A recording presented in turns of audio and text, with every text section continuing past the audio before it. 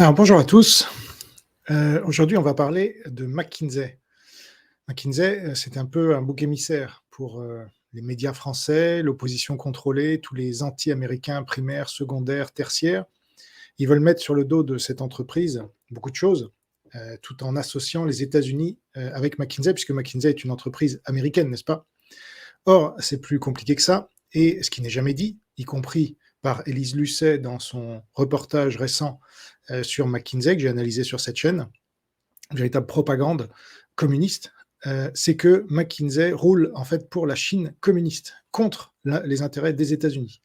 Et donc, il ne faut pas tomber dans le piège de certains qui vont croire que tout ce qui est américain est pro-américain. Ça n'a rien à voir. On peut être américain et anti-américain. Bill Gates est américain et anti-américain.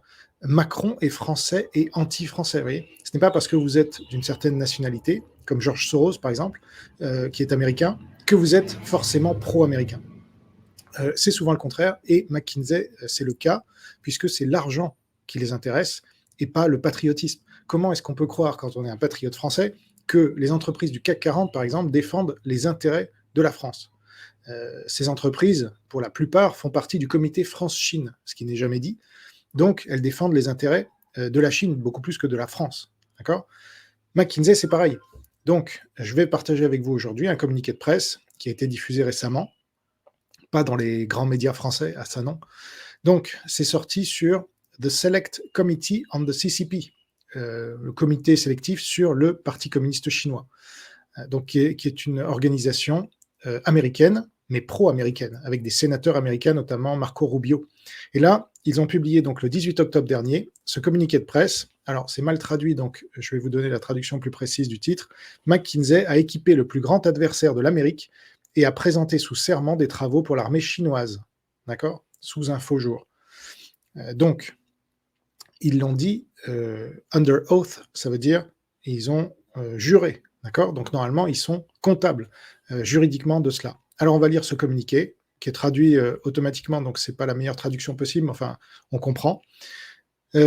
Donc, les sénateurs Marco Rubio et Johnny Ernst ont exposé de nouvelles preuves d'un cabinet de conseil américain, donc McKinsey et compagnie, travaillant pour l'armée chinoise et le Parti communiste chinois. Donc, quand vous travaillez pour l'armée de l'ennemi, hein, vous n'êtes pas, par définition, un patriote.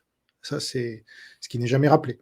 Les législateurs révèlent comment McKinsey n'a pas divulgué le travail de conseil pour le gouvernement chinois. Donc, en plus, ils ont caché leurs activités et a semblé déformer le travail de la firme pour le gouvernement chinois sous serment, tout en recevant plus de 480 millions de dollars. Voilà, c'est ça qui les intéresse, c'est l'argent, à consulter pour l'armée des États-Unis depuis 2008.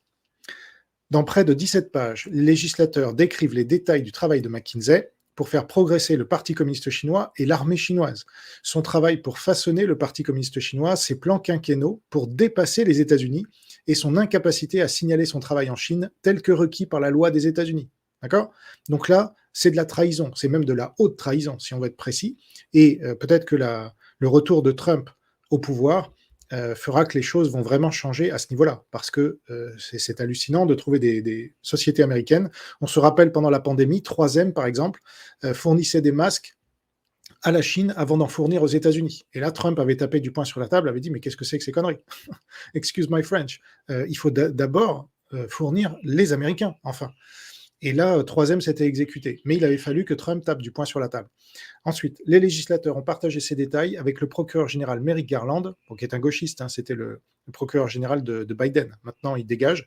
Et le secrétaire à la défense Lloyd Austin, pareil, autre gauchiste, et qui n'ont pris aucune décision suite à ce rapport, appelant les responsables à évaluer si McKinsey se conformait à la loi américaine et s'il devait rester éligible pour recevoir des contrats du département de la Défense.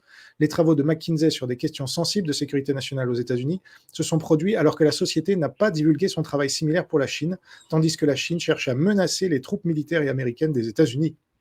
D'accord? Donc là, on voit en 2015, un associé principal de McKinsey remet des contributions au Premier ministre chinois Li Keqiang. D'accord, le plan quinquennal, donc vous savez, la Chine fonctionne par plans quinquennaux, des plans de 5 ans, c'est comme ça que les régimes communistes fonctionnent. Donc c'est mal traduit, mais donc c'était des plans pour fusionner le civil et le militaire dans l'armée chinoise. Donc McKinsey a travaillé pour l'armée chinoise. Donc ce sont des collabos des Chinois communistes. Ensuite, ici, en 2024, donc très récemment, McKinsey dit sous serment qu'il n'a jamais travaillé avec le Parti communiste chinois ou le gouvernement central de ce qu'il en sait. Donc, il a menti sous serment. Voilà. Là, c'est un des dirigeants de McKinsey. D'accord? Donc, c'est très grave. Et moi, je le dis depuis des années. Ceux qui me suivent peuvent le reconnaître. Je le dis depuis des années. Personne ne me croit. Et tout le monde est là, mais non, McKinsey, c'est les États-Unis. Ça arrange bien, effectivement, de croire que c'est les États-Unis, alors qu'en fait, c'est une organisation anti-américaine et pro-communiste. D'accord? Les législateurs écrivent « Il est profondément troublant que McKinsey, qui a une histoire de saper les intérêts du gouvernement des États-Unis en faveur d'un autre client », donc en plus, ils ont une histoire, vous voyez, on ne connaît pas bien, donc il faut s'informer. Quand une firme comme ça sape les intérêts du gouvernement américain, elle ne roule pas pour les États-Unis, hein, c'est tout. C'est engagé dans des contrats gouvernementaux sensibles avec le ministère de la Justice, tout en omettant de divulguer son travail avec le gouvernement de la République populaire de Chine. Donc il travaille avec le gouvernement américain et avec l'ennemi principal du gouvernement américain. Donc ils peuvent faire fuiter à l'ennemi des informations qu'ils ont récoltées en travaillant pour le gouvernement américain et ses entreprises publiques sur des questions d'importance nationale. Il continue. McKinsey n'a pas seulement omis de faire les divulgations nécessaires, mais a activement dissimulé son travail sensible pour le gouvernement. Donc, ils ont des choses à cacher, évidemment, en témoignage sous serment devant le Congrès. En décrivant les contrats chinois de McKinsey, McKinsey a témoigné sous serment devant le Congrès cette année que la société n'a jamais travaillé pour le gouvernement central de la République populaire de Chine. Après avoir présenté des preuves significatives de la menace que McKinsey pose pour la sécurité du peuple américain, les législateurs soulignent les divergences massives dans les témoignages de McKinsey, donc des dirigeants de McKinsey, devant le Congrès en février 2024. Molenaar, Rubio et Ernst, donc les trois sénateurs, écrivent: pendant l'audience, McKinsey Global Managing Partner a fait la déclaration sous serment suivante sur le travail de McKinsey en Chine, qui sont en contradiction avec les preuves documentaires définitives. Donc là, c'est en anglais, voilà. Ce témoignage sous serment dénature McKinsey, le travail extensif de McKinsey avec le gouvernement de la Chine communiste, et contredit directement les déclarations que l'entreprise a faites sous peine de parjure dans les tribunaux américains à propos de cette entreprise, et nécessite un examen plus approfondi. Mais comme c'était Biden, qui est lui-même un agent de la Chine communiste, c'est passé crème. Alors, c'est là où je vous dis que peut-être le retour de Trump changera les choses. Les législateurs concluent en exigeant un briefing du procureur général Garland et du secrétaire à la Défense Austin au plus tard le 1er décembre sur les violations légales de McKinsey et son statut d'entrepreneur du ministère de la Défense. Mais à mon avis, il n'y aura rien. Voilà, donc c'est quand même important, tout ça. Et là, ils apportent toutes les preuves, hein, évidemment. Voilà. Donc, c'était important que je vous en parle. Et là, on peut ajouter, les législateurs illustrent également des exemples au cas par cas de la façon dont McKinsey agit comme une responsabilité grave envers la sécurité nationale des États-Unis, y compris en fournissant des services de conseil qui ont permis à la République populaire de Chine de développer rapidement son armée et son économie en opposition ouverte aux intérêts des États-Unis. McKinsey a considérablement augmenté son travail lié à la défense avec le gouvernement des États-Unis, lui donnant accès à des données de sécurité nationale, classifiées ou sensibles. Donc là, c'est la guerre. Et donc, McKinsey fait office de collabo. Donc, est-ce que nous, on aurait considéré que Vichy, par exemple, c'était la France? Non. On sait depuis que De Gaulle nous l'a enseigné qu'il y a la légitimité et la légalité. Vichy, c'était la légalité, mais ce n'était pas la légitimité. Donc, McKinsey, déjà, ce n'est pas le gouvernement américain, et il joue contre le gouvernement américain pour le principal ennemi du gouvernement américain. C'est aussi simple que ça. Donc, concernant le projet, par exemple, de F-35, le renouvellement et la rénovation des États-Unis dans la marine, dans les ports de la marine et dans l'espace, la force air, comment ça, ils disent ça en anglais, Air Force Space. Bon, donc c'est ce qu'a créé Trump. Après la marine, l'armée de l'air et l'armée de terre, il y a l'armée de l'espace. Et donc, ils ont travaillé sur tous ces domaines. Un client important pour McKinsey était le gouvernement national de la République populaire de Chine. Les versions archivées du site web de McKinsey Chine des années 2010 indiquent que la société a travaillé pour des dizaines d'agences et d'institutions gouvernementales au niveau national, régional et municipal. Voilà, c'est ce dont j'avais parlé dans une vidéo que j'ai faite il y a 4 ans déjà.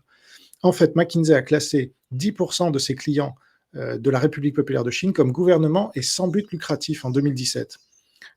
Et après, bon, il y a des détails. McKinsey a beaucoup travaillé sur le 13e plan quinquennal de la Chine, qui dirigeait le développement militaire et économique de la Chine entre 2016 et 2020. Il s'agissait du premier plan quinquennal publié sous le mandat du secrétaire général du PCC, Xi Jinping, une branche de la Commission militaire centrale de l'Armée populaire de libération. a travaillé aux côtés de la Commission nationale chinoise de développement et de réforme pour élaborer le plan, ce qui aurait inévitablement obligé McKinsey à se coordonner avec l'armée de la République populaire de Chine dans le cadre de ces travaux. Donc c'est très grave. Là, il y a de la haute trahison dans l'air. Et si Trump est vraiment clair et net là-dessus, il devrait y avoir des mises en prison normalement. Un associé principal de McKinsey a personnellement remis une copie du livre au Premier ministre Li Keqiang, c'est ce qu'on voyait tout à l'heure, lors d'un symposium. Donc ils ont fait ça au vu et au su de tout le monde. Il y a des photos qui ont été prises. Les révolutions scientifiques et technologiques ont donné un aperçu de 14 technologies, dont la robotique, l'IA, les mégadonnées, la génomique humaine, le cloud computing, l'impression 3D, les véhicules électriques, qui pourraient aider la Chine à atteindre la suprématie technologique. Voilà. Là, on est dans la haute trahison, comme on connaît bien en France, avec EDF, par exemple, qui a donné les technologies sans contrepartie, disait Proglio en 2013. Pareil pour la SNCF, qui a participé à des appels d'offres et qui a perdu, évidemment, parce que la Chine, ce qui l'intéressait, c'est d'avoir les informations sur la technologie. Donc, voilà, on est à ce niveau-là. On n'est pas du tout dans les Américains font ci ou font ça. C'est des collabos américains, oui, mais des collabos. C'est ça qui est le plus important. Si on veut se servir de McKinsey, alors là, on fait le lien après. Et voilà, je vais revenir en plein écran parce que là, on en a assez vu. Après, il faut faire le lien avec McKinsey qui a participé en France à mettre en place des mesures du modèle communiste chinois en France. Ah tiens, pendant la pandémie. Ah tiens, avec Maël de Calan, par exemple, young leader de la France China Foundation et membre de McKinsey, travaillant avec Olivier Véran, qui vient de tirer sa révérence là de l'Assemblée nationale, bon débarras, mais lui aussi young leader de la France China Foundation et membre du Paris Shanghai Club. Et là, vous commencez à voir un peu que c'est pas du tout les Américains, d'accord? Il y a des Américains, comme Fauci est américain et en fait effectivement a collaboré pour l'histoire du P4, mais c'est un collabo. Les principaux, c'est comme Pétain et Hitler, c'est pas la même chose, vous voyez. Pétain est un collabo, Laval est un collabo, mais c'est pas Hitler. Voilà. Hitler, dans ce cas-là, c'est la Chine communiste. Et McKinsey, c'est Pétain ou c'est Laval. Vous comprenez la différence? Donc, les Américains, eux, luttent contre l'influence du Parti communiste chinois. Trump a été élu notamment pour ça, et on espère beaucoup de choses à ce niveau-là, parce que Biden, évidemment, il n'a pas fait grand-chose. Parce que c'est un agent lui-même, il a été payé, lui et sa famille, 30 millions de dollars par le Parti communiste chinois. Et beaucoup disent, dont moi, mais pas trop en France, mais plutôt à l'étranger, avec mes amis américains notamment, que la pandémie a été une attaque biologique pour virer Trump du pouvoir en 2020 et mettre Biden à la place. Alors, ça a bien arrangé le Parti communiste chinois. Et derrière, vous avez l'immigration massive avec beaucoup de militaires de l'armée populaire de libération qui rentrent aux États-Unis et qui maintenant sont dedans. Voilà, même si on ferme les portes, ils sont dedans. Donc, il faut essayer de voir un peu la big picture, arrêter de toujours taper sur les États-Unis. Et maintenant que Trump revient, j'espère que vous taperez moins sur les États-Unis, parce que l'anti-américanisme, c'est vraiment de l'or pour les communistes. Ils attendent que ça de notre part. Nous, il faut qu'on défende l'Occident, les valeurs occidentales, notre identité, vous voyez, c'est ça notre identité, ce sont nos libertés, c'est notre égalité en droit, c'est pas l'égalitarisme que veulent les wokistes et tout ça. Le wokisme, c'est en train d'être terminé là aux États-Unis. Donc, n'oubliez pas que cette propagande en France contre McKinsey, elle est faite par des communistes, comme par hasard. Dans le reportage là d'Élise Lucet, Cache Investigation, que j'ai bien analysé, c'est que des communistes qui sont interviewés. Comment ça se fait? C'est marrant. Donc, ils veulent désigner les États-Unis comme les responsables, alors que c'est des politiques communistes qui sont poussées. Je veux dire, on a mis en cause Blanquer dans l'éducation nationale. Déjà, c'était un tout petit, une goutte dans l'océan, ce qui était le rapport là, de McKinsey. C'était quelques centaines de milliers d'euros, oui, évidemment, des centaines de milliers d'euros à l'échelle personnelle, individuelle, c'est énorme. Mais pour l'État, c'est une goutte d'eau dans l'océan du budget de l'État. On a voulu en faire un truc gigantesque.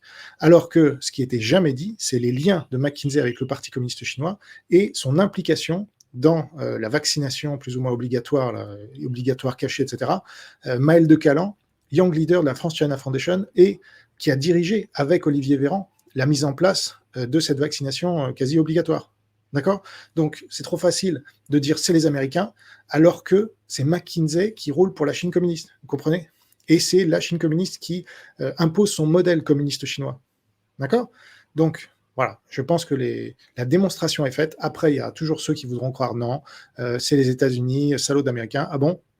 Ils nous apportent internet, c'est la liberté d'expression, c'est les libertés en général d'entreprendre, de créer et cetera. Ça, c'est le modèle américain, oui. C'est pas les Chinois qui nous ont apporté ça. Les Chinois, ils nous ont apporté le virus et tout ce qui va avec. Le confinement, d'accord? Ça, c'est les Chinois, c'est pas les Américains.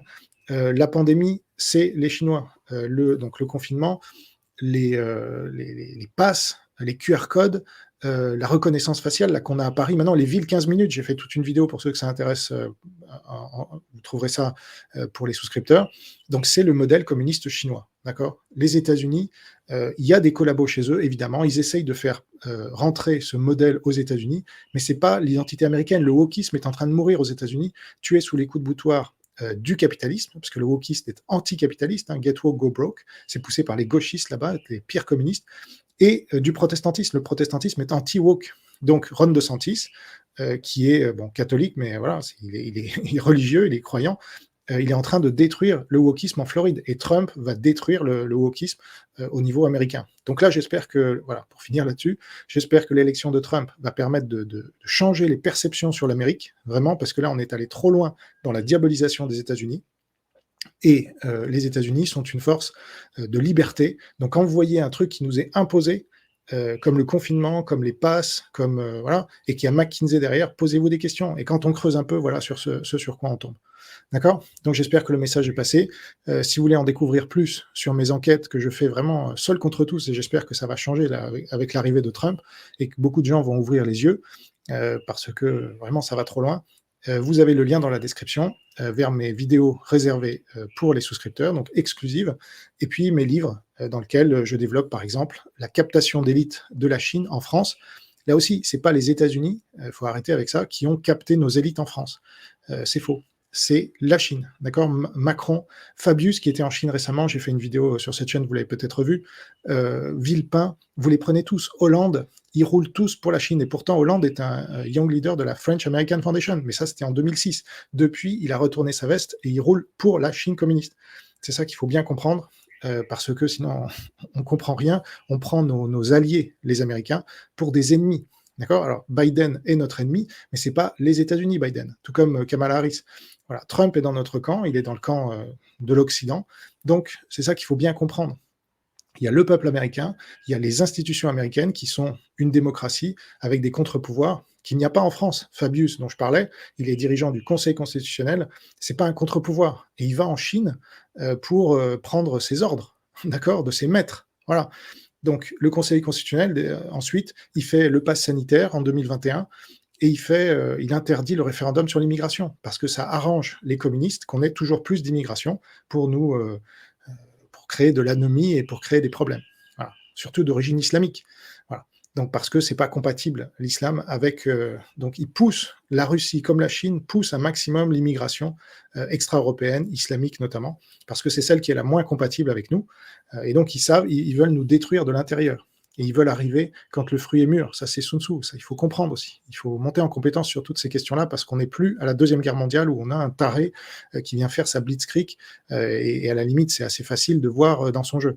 Là, ces gens-là sont malins, ils sont vicieux, et ils veulent notre mort, mais à petit feu. Vous voyez, et donc la grenouille qui est portée à ébullition, si elle se réveille trop tard, elle ne peut plus bouger. D'accord? Donc moi, j'essaye de vous réveiller là, pour un certain nombre d'entre vous qui continuez à désigner les États-Unis comme principal ennemi. Arrêtez avec ça. L'Empire américain n'est pas notre ennemi. D'accord? C'est ce que me disait Piero San Giorgio. Il se trompe. D'accord? Là, McKinsey, c'est pas l'Empire américain. D'accord? C'est la Chine communiste qui se sert de McKinsey pour imposer son modèle communiste chinois chez nous. Et comme ça, vous avez plein d'exemples. Bill Gates, Soros, tous ces gens-là jouent avec la Chine communiste. Klaus Schwab, tous ces gens-là ont dit la Chine communiste a le meilleur modèle. Il faut suivre l'exemple de la Chine communiste. C'est pas les États-Unis, d'accord? Donc voilà. Je vous remercie pour votre attention. Portez-vous bien, gardez la foi. Vive le Christ Sauveur, Noël France libre. Salut.